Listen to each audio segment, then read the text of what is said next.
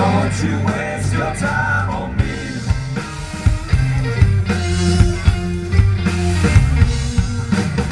The mystery man got nervous and he fidgeted around a bit.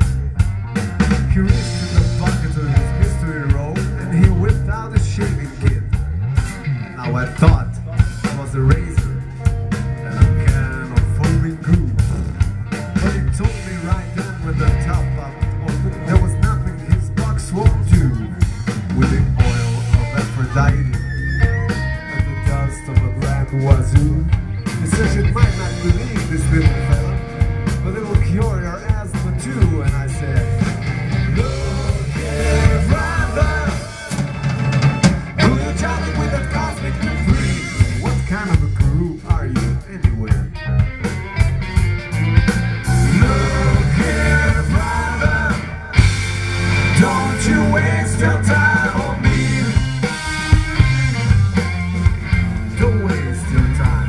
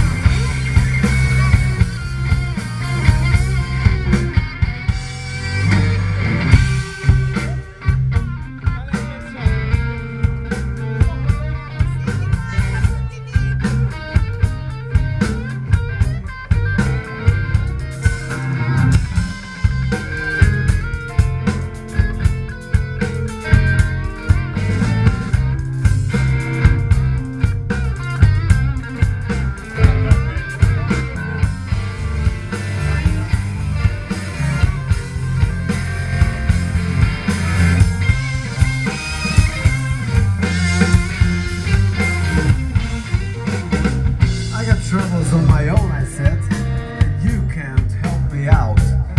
So take your meditations and your preparations and ram it up your snout. But I got the crystal ball! He said, rolling up to the light. So I snatched it all away from him and I showed him how to do it right. I read the newspaper around my head so it looked like I was deep. I said some mumbo jumbo then I told him he was going to sleep.